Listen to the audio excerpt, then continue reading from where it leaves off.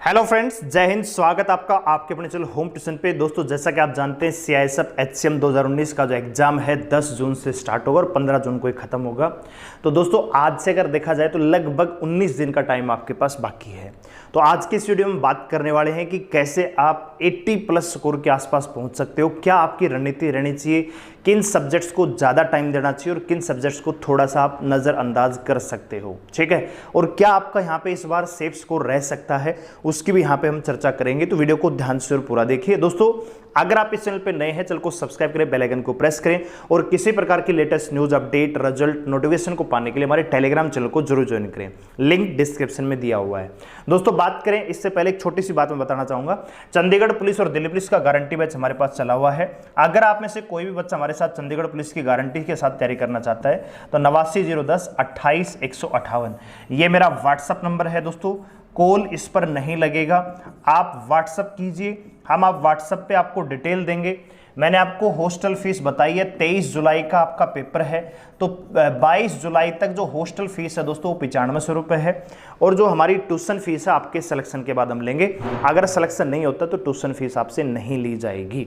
तो अगर आप में से कोई बच्चा आना चाहता है, बढ़िया तरीके से तैयारी करना चाहता है, मेरा व्हाट्सअप नंबर है, इंक्वायरी लीजिए और जल्द से जल्द अकेडमी को ज्वाइन करें, क्योंकि ये मौका चंडीगढ़ पुलिस में लगने का दोबारा नहीं आएगा। आइए दोस्तों, बात करते हैं CISF HCM के बारे में। तो भैया, सबसे पहले आपको एग्जाम पैटर्न का पता होना चाहिए। सबसे पहले इसमें 4 सब्जेक्ट आएंगे, reasoning, GK GS, current affair, math, और जो चौथा सेक्शन है उसमें हिंदी या इंग्लिश में से एक अटेम्प्ट आप कर सकते हो। हर सेक्शन दोस्तों इक्वल नंबर का है, 25-25 क्वेश्चन और 25-25 नंबर। ठीक है, 100 क्वेश्चन आएंगे, 100 नंबर का पेपर होगा। और दोस्तों, यहाँ पे 2 घंटे का टाइम आपको मिल रहा है। नेगेटिव मार्किंग इसमें दोस्तों नहीं है, तो ये सबसे बड़ा पॉइंट यहाँ पे साबित होता है। 2 पॉइंट है दोस्तों, टाइम 120 मिनट है और भैया आपका नेगेटिव मार्किंग इसमें नहीं है। अब देखिए दोस्तों, क्या रणनीति होनी चाहिए, कैसे क्या बच्चा पेपर को अटेम्प्ट करेगा। मान लीजिए आपकी अगर तैयारी है तो भैया रीजनिंग को ज़्यादा से ज़्यादा 20 मिनट में आप खत्म कर सकते हो। जो रीजनिंग है उसको 20 मिनट में खत्म कर सकते हो।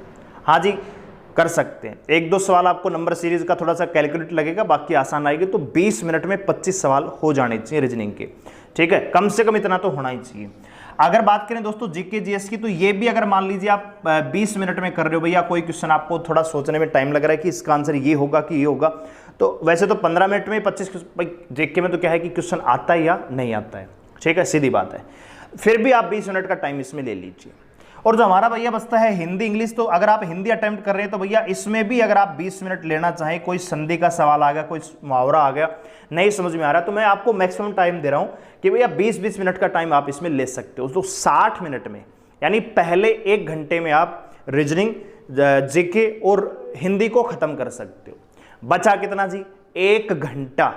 ठीक है, यानी 60 मिनट आप दीजिए मैथ को।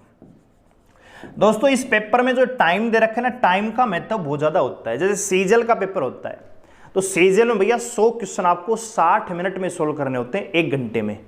तो सीजल में भैया सीधा सीधा टाइम का मतलब है कि आपसे स्पीड मांगी जाती है, एक्यूरेसी मांगी जाती है, क्योंकि कंपटीशन बहुत ज्यादा होता है। यहां पे आपसे स्पीड नहीं मांगी, आपसे एक्यूरेसी मांगी है कि जो क्वेश्चन आप करो सही करो, आराम से सोच के बढ़िया तरीके से अटेम्प्ट कीजिए। इस पेपर का मकसद ये है। और नेगेटिव मार्किंग है नहीं दोस्तों। तो अगर आप भैया 60 मिनट में रीजनिंग, हिंदी और GK खत्म कर रहे हैं तो 1 घंटा आपको मिलेगा मैथ के सवालों को सोचने का, समझने का, सोल्व करने का। और दोस्तों, मेरे ख्याल से इतना टाइम सफिशिएंट होता है। ठीक है, तो ये इसका एग्जाम पैटर्न है दोस्तों। अब बात करते हैं भैया, सबसे पहले सेफ स्कोर क्या रह सकता है। तो देखिए दोस्तों, जब 2015-16 में जो वैकेंसी आई थी ना, उस साल तो कट ऑफ भैया 84-83 गई थी। ठीक है, 84-83 वालों का फाइनल सिलेक्शन हुआ था। ठीक है, कट ऑफ का मतलब है दोस्तों मिनिमम स्कोर। ठीक है, यानी जिस बच्चे की 84-83 नंबर थे वो CISF में हेड कांस्टेबल मिनिस्टर बना था। लेकिन दोस्तों, इस बार वैकेंसियां हैं भैया 429। बच्चे कितने हैं दोस्तों? 3 लाख हम मान के चल सकते हैं। 3 लाख 3,000 लगा लो, बात एक ही है। तो क्या सारे बच्चे पेपर में बैठेंगे? नहीं दोस्तों, कम से कम 1 लाख या 90,000 के आसपास बच्चे बाहर हैं। बैठने वाले मेरे ख्याल से आपको 2 लाख भी बैठ जाए तो बहुत बड़ी बात है। ठीक है, तो 2-2.25 के आसपास बच्चे इसमें बैठेंगे। तो कंपटीशन कहीं ना कहीं कम है, लेकिन बच्चों को टाइम ज़्यादा मिला। लेकिन एक और सच्चाई मैं आपको बताता हूँ, ये देखने में लग रहा है कि बच्चों को तैयारी का टाइम ज़्यादा मिला, लेकिन दोस्तों किसी भी बच्चे की यानी 50% बच्चों की तैयारी बिल्कुल भी नहीं है। यानी अगर हम ये मान लें कि पेपर में भैया 2 लाख बच्चे बैठने वाले हैं, तो भैया 2 लाख में से आप ये समझ लीजिए कि 1 लाख तो वो बच्चे हैं जो फिलहाल मॉक टेस्ट में 50 भी स्कोर नहीं कर पा रहे हैं। ये सच्चाई है, ठीक है। तो 1 लाख की तो ये खाली भीड़ है, ये तो खाली आपको डराने के लिए जाएगी। भैया इनका तो ना तो, क्योंकि किताब तो उठा के देखी नहीं इन्होंने, ठीक है। वो 4 साल कहने में आसान लगता है, 4 साल का टाइम मिला, फिर पढ़ा कितना, कुछ नहीं पढ़ा, क्योंकि सबको लग रहा था पता नहीं पेपर कब होगा। बोले नवंबर में था, नवंबर से मार्च में हो गया, मार्च से भैया जून में। तो अब भी बच्चों को भरोसा नहीं है कि भैया पेपर में जून में होगा कि ये भी पोस्टपोन होगा। कई बच्चे तो अब भी कमेंट करते हैं नहीं सर जुलाई में होगा, अगस्त में होगा। भैया तो ऐसे बच्चे वो हैं जो तैयारी नहीं कर रहे हैं, ठीक है, क्योंकि उनके दिमाग में बैठा हुआ कि पेपर तो पता नहीं इस बार भी पोस्टपोन होगा, तो अभी से पढ़ के फायदा क्या है, ठीक है। तो भैया वो बच्चे खाली भीड़ का हिस्सा बनेंगे, उनकी तैयारी नहीं है, ठीक है। तो कुल मिला के अगर मैं जेन्युइन बात करूं दोस्तों, तो 429 वैकेंसियों पे जो तैयारी करने वाले हैं ना जो बच्चे, मेरे ख्याल से 50,000 भी नहीं है, ठीक है। 50,000 बच्चे भी आपको मिल जाए तो बहुत बड़ी बात है। तो 50,000 बच्चे वो हैं जो आपके बीच में एक्चुअल कंपटीशन देंगे, ठीक है। और कंपटीशन कितने नंबर का रहेगा वो तो बाद की बात है। तो अगर मैं बात करूं दोस्तों सेफ स्कोर की, तो सेफ स्कोर इस बार क्या रह सकता है। तो दोस्तों वो तो एक चीज है कि पेपर आएगा, उसका लेवल चेक करेंगे, किस प्रकार के क्वेश्चन आए हैं, कितने आपने अटेम्प्ट किए हैं, कितने सही हो रहे हैं, वो तो बाद की बातें हैं। लेकिन अगर अभी हम एक मान के चलें कि सेफ स्कोर क्या होना चाहिए, तो मेरे हिसाब से दोस्तों 80 का स्कोर तो होना ही चाहिए। 80 प्लस तो आपको करना ही चाहिए, ठीक है। जिस प्रकार का पेपर CISF पूछती है और जिस प्रकार का ASI LDC का पेपर है और जिस प्रकार के हम मॉक टेस्ट वगैरह देख रहे हैं और बच्चों का स्कोर देख रहे हैं, तो 80 प्लस का स्कोर जो है फाइनल सिलेक्शन तक लेके जाएगा, ठीक है। सेफ स्कोर का मतलब ये नहीं कि भैया टाइपिंग के लिए बुला लिया तो आप पास हो गए, नहीं, फाइनल सिलेक्शन की मैं बात कर रहा हूं। तो फाइनल सिलेक्शन आपको लेना है तो कम से कम 80 प्लस का टारगेट रखना ही चाहिए, चाहे आप मेल हैं चाहे फीमेल है, जर्नल कैटेगरी की मैं बात कर रहा हूं, ठीक है दोस्तों। अब कैसे कर सकते हैं, क्या बचे हुए 19 दिन में भैया हम 80 प्लस का टारगेट कर सकते हैं? डेफिनेटली कर सकते हैं। अभी बच्चे पता है क्या कर रहे हैं, वो चीज पढ़ रहे हैं जो उनको नहीं आती। जीके में हिस्ट्री पढ़ेंगे, पॉलिटी पढ़ेंगे, ज्योग्राफी पढ़ेंगे, इकोनॉमिक्स पढ़ेंगे, physics, chemistry, biology, current affair, यानी कुल मिला के 7-8 सब्जेक्ट हो गए भैया। 7-8 सब्जेक्ट को अगर आप आधा घंटा भी दोगे तो कम से कम 4 घंटे तो आप जीके को दे रहे हो। क्वेश्चन कितने आने हैं? 25। लेकिन क्या आप इस बात से श्योर हो कि जो आपने जीके पढ़ी है वहां से क्वेश्चन बनेगा? आपने मध्यकालीन भारत पढ़ा, क्या गारंटी है कि उससे क्वेश्चन बनेगा? आपने सिंधु घाटी सभ्यता पढ़ी, क्या गारंटी है कि सिंधु घाटी सभ्यता से क्वेश्चन आएगा? हो सकता है बौद्ध धर्म से पूछ ले, हो सकता है गुप्त काल से पूछ ले, ठीक है, हो सकता है फिजिक्स से क्वेश्चन पूछ ले ज्यादा, हो सकता है केमिस्ट्री ज्यादा पूछ ले, और हो सकता है विविध से पूछ ले, हो सकता है 10-12 क्वेश्चन करंट अफेयर के मिल जाएंगे। तो जीके क्या है कि इनडिफाइंड है, ठीक है। तो उन चीजों पे काम कीजिए जिससे आपका स्कोर बढ़े। अब वो क्या है सर? अगर आप ये 4-5 घंटे जो आप जीके को दे रहे हो, देना चाहिए, बहुत अच्छी बात है, लेकिन इतना नहीं देना चाहिए। उसमें से आधा टाइम काट दीजिए और दोस्तों आप रीजनिंग और हिंदी को दीजिए, क्योंकि ये दोनों सब्जेक्ट है ना स्कोरिंग है। अगर आप रीजनिंग में स्कोर कर रहे हो ना और हिंदी में स्कोर कर रहे हो, अगर ये जो 50 नंबर का सेक्शन है ना दोस्तों, इन दोनों में मिला के आप 48 भी स्कोर कर रहे हो ना दोस्तों, एक एक क्वेश्चन गलत भी कर रहे हो, तो ये बहुत अच्छा स्कोर रहेगा। लेकिन अगर आप इनमें स्कोर नहीं कर पा रहे हो ना, तो इस सिलेक्शन से तो वैसे ही बाहर हो, ठीक है। तो आखिरी के 19 दिन की रणनीति यही है कि भैया आप फोकस कीजिए रीजनिंग और हिंदी।